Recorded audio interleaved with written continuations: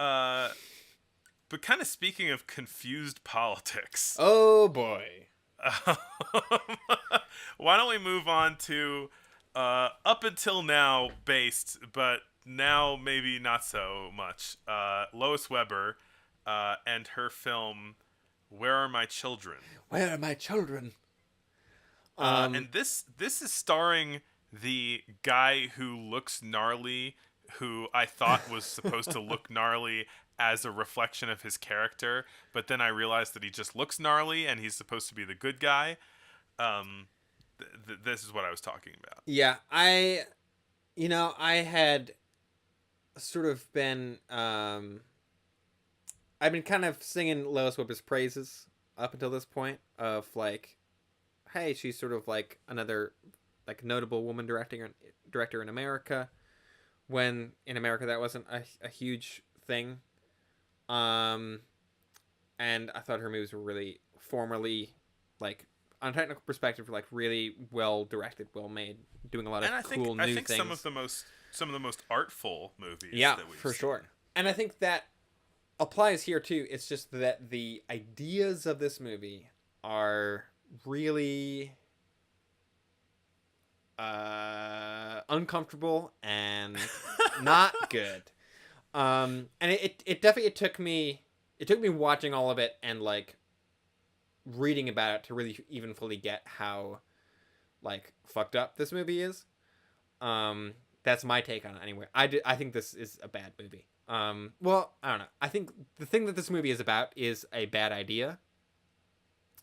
I Yes, think this movie is still a pretty well directed, at times sort of she's very skilled. pretty like powerful, like emotionally resonant movie, but it is all in service of this idea that is pretty evil. So That there idea is that we're that. talking about is eugenics. Yeah. Which I at the time of watching this, I didn't know that much of. I knew vaguely what it like the basic gist of it. Um Hmm. but I didn't really know, I guess, like more the history around it. And early 20th century America was a huge boom for like the idea of eugenics, and Yes, it was popular. it was popular, and it was the sort of thing I think they even uh talk about it in the movie. That it's like, it's the talk of the town or whatever. Yeah, I um honestly I'd put so much stock in Lois Weber that I thought that I thought that she was going to escape the fact of being from 1916. And so when yeah, they bring up in this movie the topics of eugenics, abortion, and birth control, I thought that she was going to be on the right side of history with all three instead of just one. right, yeah.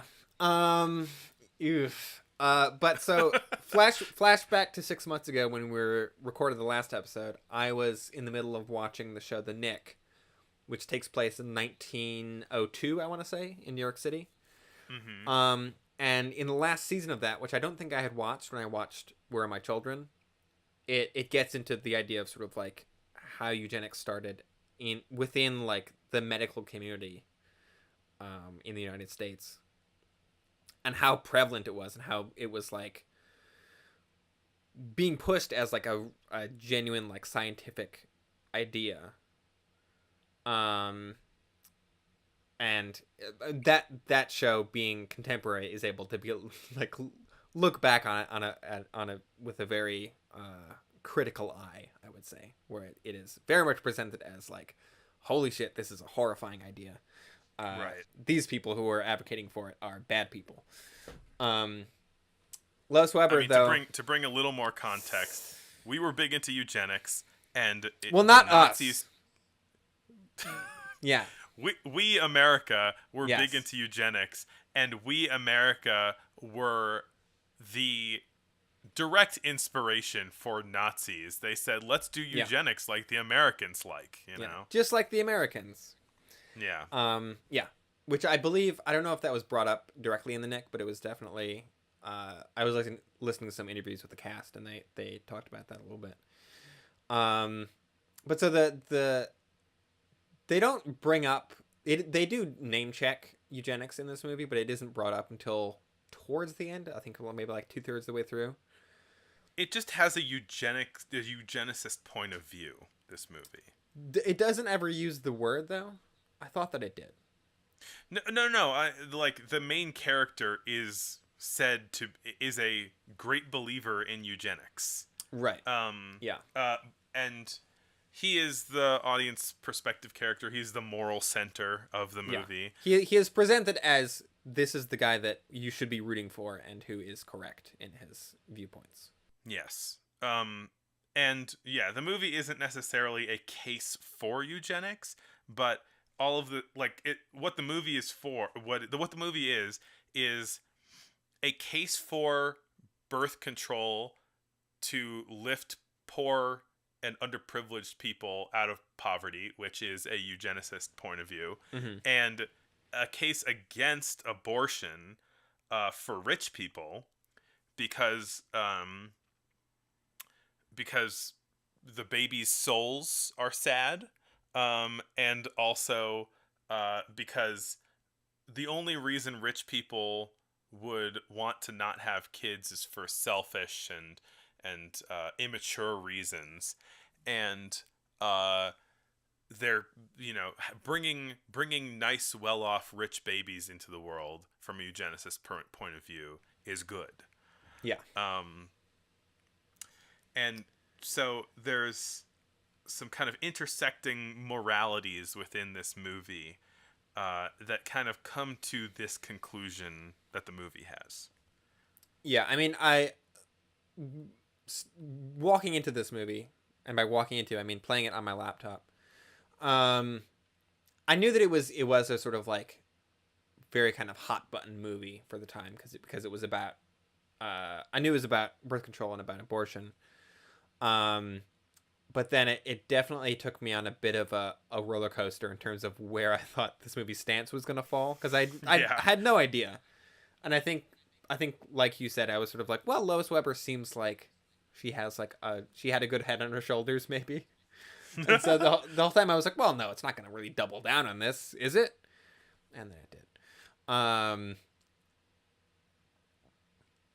yeah, it is like you said, is pro birth control specifically for the poor, and very anti-abortion for like wealthy, upper class women, because they're like, oh well, they should just they should just stay at home with their wealthy husbands. And like, it's such a like reductive, sexist movie that I was, even for 1916, I was like, who made this?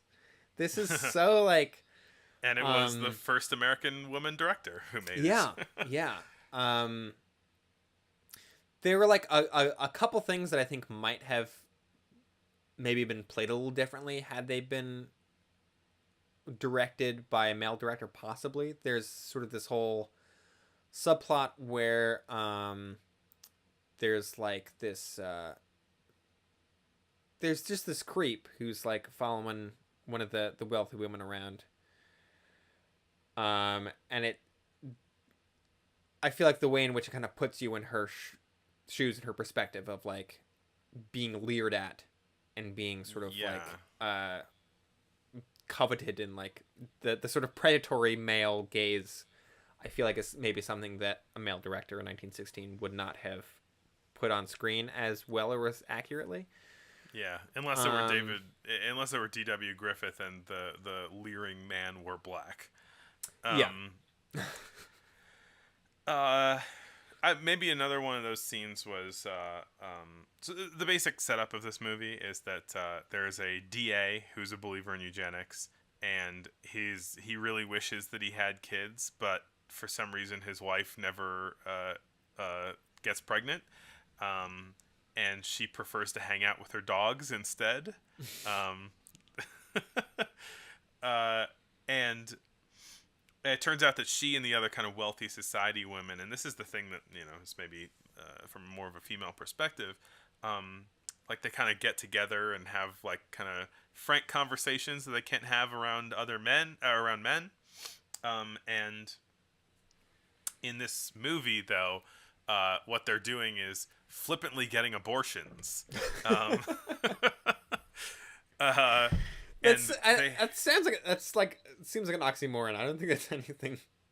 There's like, can you flippantly get an abortion? I don't know. The movie basically the movie is saying that she's being immature. The reason she's never getting pregnant is because she keeps going to Dr. Malfit, I believe his name is, who is a doctor who will do Real, abortions. real subtle name there. Yeah, who will do abortions on the DL, and so she keeps getting abortions. She and the other women that she hangs out with are all getting abortions so that they can keep their society lives, basically. And when this younger kid gets pregnant from that weirdo, that creepo. Who is not the creepo that you were talking about. There's a different character that you thought was a creepo that is not coded that way. Oh, that's right. That's right. Yeah, you're right. Uh, but when one of the younger characters gets pregnant, she the wife the wife or Mrs. Walton advises her to get an abortion, and it turns out terribly, and she dies. And then they also find out that Mrs. Walton has gotten so many abortions that she can never have kids again. And so this Mr. Walton, who is the main character, is very sad because he wanted children, and the movie thinks that it was his wife's duty to give him the children that he wanted. And then the movie ends with them sad and old and childless, visited by the ghosts of the children they never had. So the credit that I will give this movie is that I think that final image is a very is a strong image to end on. Yeah. I think that it's sort of like its use of sort of the cinematic grammar and just sort of like, yeah, it's, seeing an old couple visited by the ghost of their the children they never had is like, that'll get you a little bit. I just wish that the rest of the movie was not as terrible Yeah. in its in its stances. Not a huge fan of this one, despite having Yeah. really liked a lot of Lois Weber's earlier movies. It is, I think, kind of surprising that this movie really like kind of gets into it. It's like very much like getting It's into the heavy conversation topics. Yeah. for sure. And it's definitely handling heavy topics with a degree of like, I don't think it quite crosses over into the type of melodrama that like DW is sort of more accustomed to. It's still, I mean, it's a movie from 1916, so it is still pretty melodramatic, but It's I mean, even though it has the wrong opinions about things, it is not like lurid. She was yeah. doing a lot of movies at this time, some other ones that came out this year that we didn't watch, that were kind of more like ripped from the headlines kind of stuff, like examining like really controversial social issues. Mm-hmm. And it seems like everyone who would want to be censoring movies always had to give Lois Weber like, just give it, like, let her do what she wanted, because she was handling this stuff tastefully. Mm-hmm. uh, Even if from our perspective, some of her takes were incorrect. Yeah. But I do think it's sort of like, especially having like looking back at like when we started doing the podcast, it's like, oh yeah, 1916. That's like Charlie Chaplin times, like slapstick. Yeah, ragtime, and it's like, yeah, there was that. There was also this stuff. Yeah. And I feel like it's this stuff probably for good reason never really crossed or didn't really survive as long into the sort of like public consciousness. But it's very interesting to go back and and look at the sort of wider range of what kind of stories were being told. Because I think And it's impressive. a lot of times it's surprising. Yeah, Yeah. a nice happy one to end on. Yeah. I feel like we did a lot of ragging this episode. We did a lot of criticism, I guess, would be the polite way Well, we saying are it. critics, aren't we? Are we? Are we critics? Effectively at this point. But I do not have a long cigarette holder or a typewriter that looks like a skull. My idea of what a critic is based on the movie Ratatouille. So Oh, gotcha. It does his typewriter looks like a skull. his typewriter looks like a Ratatouille skull. reference of this episode. His apartment looks like is shape of a coffin. I think. You know why? That's I was because kind of Ratatouille imagining is John the best Lovitz initially, but yeah.